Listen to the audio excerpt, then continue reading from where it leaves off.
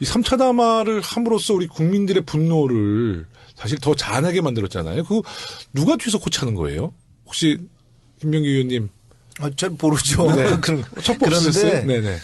저는 좀 그렇게 봅니다. 뭐냐면 대통령은 진짜 그렇게 생각할 수 있다. 왜냐하면 대통령이 아까 그 자라오면서 네, 형성된 그 과정. 퍼스널리티를 보면은 그럴 수밖에 없어요. 그러니까 본인은 그 사람들을 갖다 다스리려고 태어난 위치다라고 생각할 수 있습니다. 그러니까 사람의 어떻게 그러니까 사람의 격이 네. 다르다고 생각할 수 있습니다. 그러니까 참 나는 그래도 국가를 위한다고 그랬는데 내 아는 사람들이 참 그렇게 잘못을 했다. 거기에 대해서 도의적 책임을 느끼지만 그렇다고 내가 뭐 돈을 먹은 건 아니지 않느냐. 그게 진심일 수 있다니까요. 아니, 돈을 안 먹었다고 보세요. 아니 본인이 진심이라고. 아니 그분한테는 그 정도 돈은 그냥 다 이렇게 걷어들여가지고 쓰고 이런 게 자연스러운 거예요. 아버지 때처럼 그럼요. 자연스럽게. 아주 자연스러운 걸 수 있다니까요. 네. 자진상납. 그렇죠. 네네. 아니, 그러니까 이렇게 생각할 수 있어요. 죄책감이 없는 거지. 그냥 받아도 나는 죄책감이 안 먹고, 없는 거지. 네. 또 하나의 국민 최순실을 부자 만들어줬다. 그러니까 극단적으로 차은택을 부자 만들어줬다. 얘기를 하는데 대통령이 그 리더십 유형 중에서 아니 이게 오해가 없기 바라는데 리더십 유형 중에서 사실은 히틀러랑 굉장히 닮은 게 많아요. 히틀러 그러면 우리 대통령님을 얘기하는 거 히틀러만을 얘기를 하면은 네. 히틀러는 너무나도 국가를 사랑해가지고 결혼을 국가랑 했어요. 본인이 그렇게 얘기했어요. 아니 대통령님이 말씀하지 마시고. 대통령도 그렇게 말씀하셨는데 옛날에. 그런데 네. 너무나 국가를 사랑해서 일을 해야 되기 때문에 밤새 일을 하고 새벽에 주무십니다. 네. 그래서 그 자는 동안에 노르망디 상륙작전이 네. 벌어지는데 잠을 못 깨웠다는 거 아니에요. 아침에 아무도 못 간다. 그럼요. 네. 그 세월호 때 어떻게 되는지 모르겠죠. 잠을 못 깨웠다는 거예요. 그리고 그분이 술, 담배나 이렇게 우리 박주민 의원님이나 정청래의원님처럼 이렇게 머리가 맑아지지 않게 술, 담배도 안 하시고 채식만 했다는 거 아닙니까? 주사는 많이 안 맞았네, 히틀러. 그건 잘 모르겠고. 뭐 마약을 했다는 말은 있어요. 네네. 그런데 만기 칠람합니다. 그러니까 스탈린그라드에서 전쟁이 벌어져서 수백만이 죽어나가는데도 네. 그 일일이 다 작전을 통제를 해요. 그 독일 늑대굴에서. 네. 만기 칠람하는 그런 형이거든요. 그러면서 나중에 히틀러가 자살하기 전에 자기가 너무 사람이 좋아서 마음이 정이 많아서 네. 그렇게 내 독하게 모질게 못했다. 이걸 후회하면서 죽습니다. 근데 그게 그 사람은 진짜 그랬다니까요. 히틀러는. 본인은. 진짜 국가를 사랑했다니까. 그게 이제 주관적 애국심이에요. 남을 전혀 생각하지 않는 그런 게 이제 대표적인 주관적 애국심이 사실 나라를 갖다가 지옥으로 끌고 가는 수들이 왕왕 있습니다. 네. 조심해야 돼요. 어저께 밤에 근데 제가 한 말씀을 더 드리면 네. 그걸 그러면 그 가까이 있는 사람이 몰랐냐. 네. 정말 새누리당 의원들이 몰랐냐. 난 새누리당 의원님들이 대단히 죄송하지만 종범이 아니라 공범관계다. 네네. 그걸 몰랐다고요. 부역. 대통령을 네. 옆에서 모셨던 사람들이 몰랐다고요. 너무나도 잘 알았겠죠. 네. 말을 너무나도 잘 알았기 네. 때문에 아닙니다. 저는 그렇게 생각 안 한다니까요. 아. 너무나도 잘 알아서 말을 못한 게 아니라 너무나도 잘 알아서 그 환경에서 최대한 본인들이 최대한의 이익을 갖다 공유하기 위한 방법을 생각해냈다고 생각해요. 특히 김기춘 의원 같은 경우. 그분이 중앙정보부 시절에 78년, 79년 사이에 대공 수사국장을 했거든요. 30대. 네. 그때 최순실의 아버지인 최태민이를 조사를 한다고요. 네네. 그러면 그때 내용을 알았는데 그 머리 좋은 분이 그 관련된 내용들을 몰랐다고요? 그럼 말이 안 되는 얘기들이거든요. 거기에서 본인이 가장 서로 간의 이익을 취득하는 방법을 터득해낸 거죠. 대통령을 놓고서요.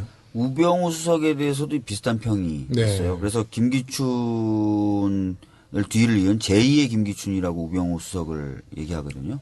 약간 비슷한 이야기들이 있어요. 사실인지 모르겠지만. 30년 후에 우병우라는 또 나올 수도 이름이 있겠죠. 나오진 않겠지. 지금 보시다시피 우병우 전 수석에 대한 수사는 거의 이루어지지 않습니다. 네, 맞아요. 신기하게. 대통령보다 더 힘이 따르고 오늘도 어디 신문 사설인가 보니까 초등학생들이 지금 검사되고 싶어 한다는 거 아니에요. 네.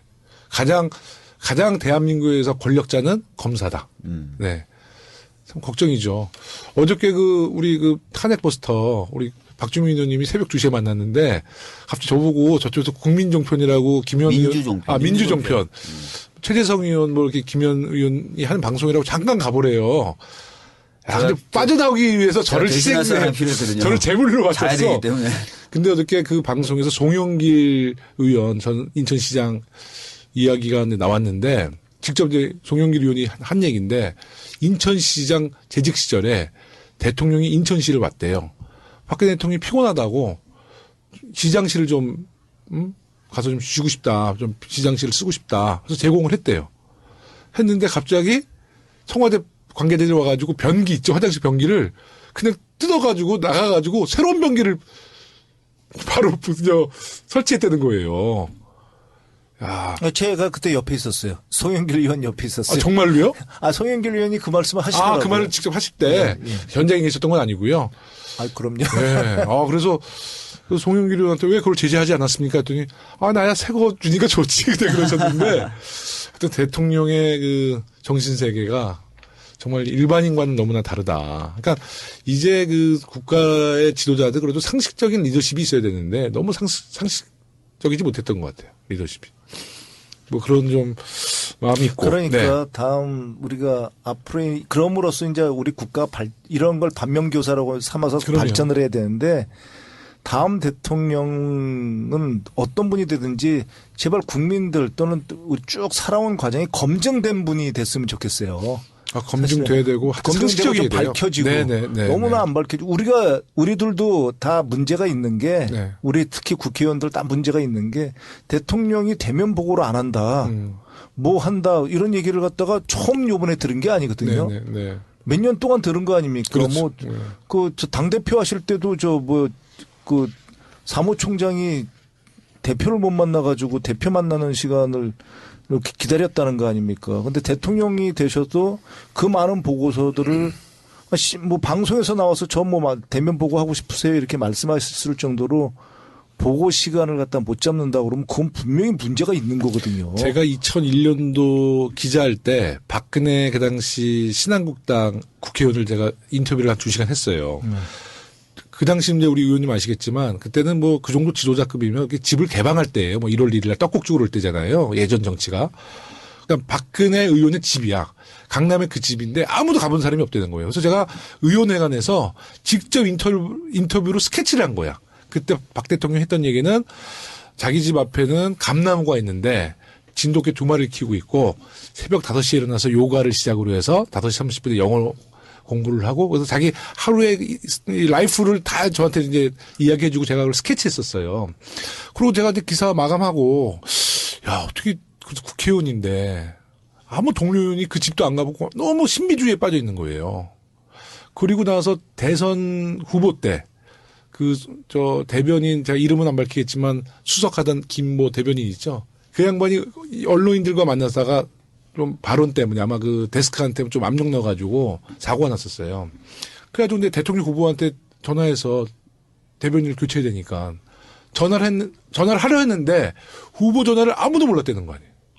대통령 후보의 전화를 그 주변 국회의원들이나 지도부가 몰랐대요. 그래서 그것도 보고 라인이 아마 최순실을 통해서 가지 않았는가.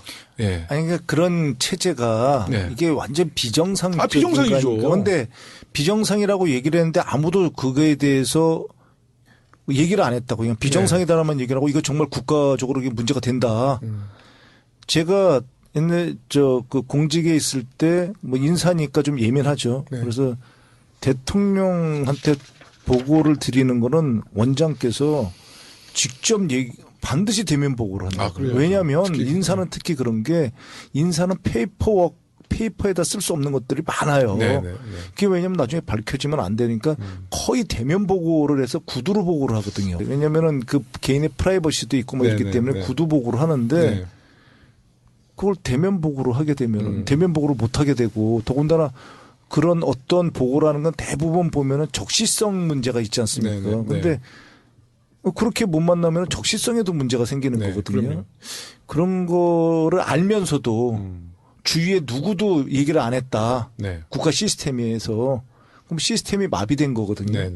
그럼 시스템을 갖다 거의 마비시키는 대통령이 있는데도 그걸 아무도 얘기 안 했다. 이게 정말 큰 일인 겁니다. 사실은. 그렇죠. 우리가 정말 앞으로 우려해야 되고 그 그걸 갖다 조심해야 되는 게 미국 같은 경우에는 대통령의 모든 말을 녹음을 해요. 네. 모든 말, 모든 행동을 녹음을 합니다. 아, 우리도 좀 그랬으면 박근혜 대통령 정말 난리 날 뻔했네. 모든 거 다 녹음했으면. 모든 걸 녹음을, 그건 대통령도 알아요, 그거를. 네. 대통령도 압니다. 근데 미국 대통령도 알죠. 그런데 그렇듯이 대통령의 행동은, 그리고 대통령이라는 그 공인의 행동이나 말은 그게 개인의 행동이라는 건 있을 수가 그렇죠. 없거든요. 행동이나 생각이 더 신중해지고. 그럼요. 네, 그게 그렇기 분명히 필요하죠. 때문에 네. 그 시스템이 무너진 거에 대한 복원, 앞으로 네. 어떻게 이걸 갖다가 우리가 재건을 하고 이런 거에 대한 재발을 방지할 것인가, 이게 굉장히 큰 일입니다, 사실은. 맞습니다. 네. 그러니까 이제 정권 교체 꼭 해야 되죠. 네, 이제 이 정권 갖고는 안 될 테고 이제 새로운 정권 교체가 뭐 내년 공범이라니까요. 네, 제 네. 얘기를 하면. 내년 이제